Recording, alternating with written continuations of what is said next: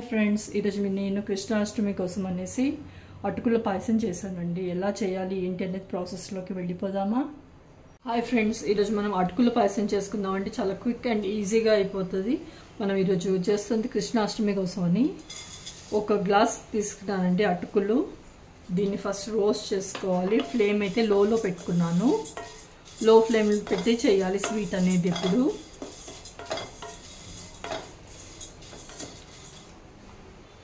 ఇది రోస్ట్ అవుతూ ఉంది కదండి. కొద్దిగా నెయ్యి కూడా వేసుకున్నాం. ఇక్కడ 1 టీ స్పూన్ వేసుకున్నాను. ఫస్ట్ దీన్ని మంచిగా ఫ్రై చేసుకున్నాం అండి. లైట్ బ్రౌన్ కలర్ వచ్చేంత వరకు ఫ్రై చేయాలి.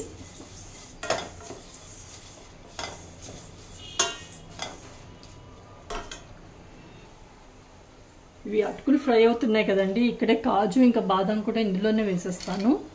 సపరేట్గా ఏమీ ఫ్రై చేసుకోవట్లేదు నెయ్యిలో. ఇక్కడే వేస్తే దీంతో పాటు ఫ్రై అయిపోతాయండి అటుకులతో పాటు.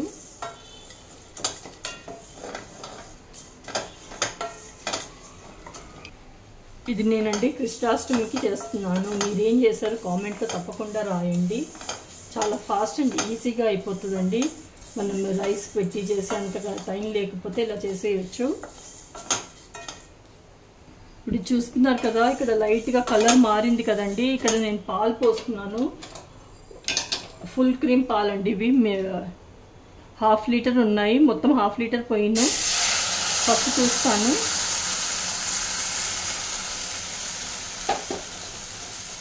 మిక్స్ చేద్దాం.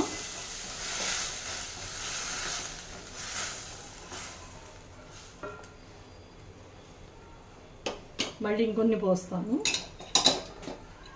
మీడియం ఫ్లేమ్లో పెట్టుకున్నాను స్టవ్. పాలు పోసిన తర్వాత గోరువెచ్చగా ఉన్నాయి పాలు.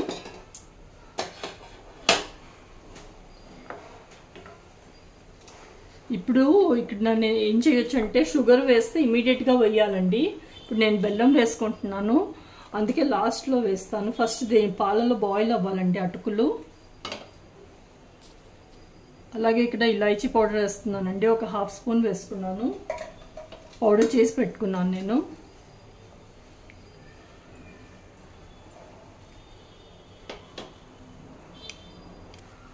అవి పాలు ఇంకొంచెం పోస్తున్నానండి ఇక్కడ.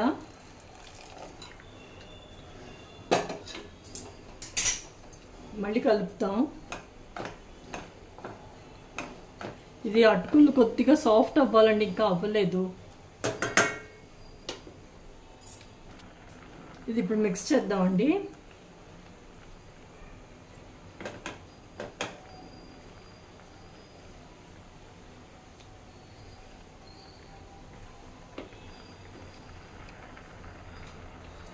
చూస్తున్నారు కదా, ఇప్పుడు ఇక్కడ సాఫ్ట్ అయిపోయిందండి అటుకులు. చూస్తున్నారా, ఇలా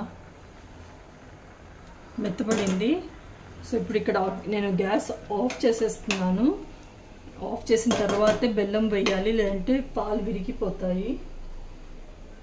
ఇదండి సేమ్ క్వాంటిటీ అటుకులు ఎంత తీసుకున్నాను అంతే క్వాంటిటీ బెల్లం వేసుకున్నాను. ఇది కలపలేదు నేను, కలపకుండా మూత పెట్టేస్తాను. మూత పెట్టేసాను. ఇప్పుడు ఒకసారి మూత తీసి కలుపుకున్నామండి. కరిగిపోయింది బెల్లం. నేను ఇప్పుడు ఇంకా స్టవ్ ఏమీ ఆన్ చేయను. కొద్దిగా పైనుంచి నెయ్యి కూడా వేసుకుందాం. ఆప్షనల్, వేయాలని ఏం లేదు, వేస్తే బాగుంటుంది. నేను ఇందాక చాలా తక్కువ వేసి చూపించాను కదండి మీకు. ఇక్కడ 1 స్పూన్ అప్పుడు వేసుకున్నాను, ఇప్పుడు 1 టీ స్పూన్ వేస్తున్నాను అంతే.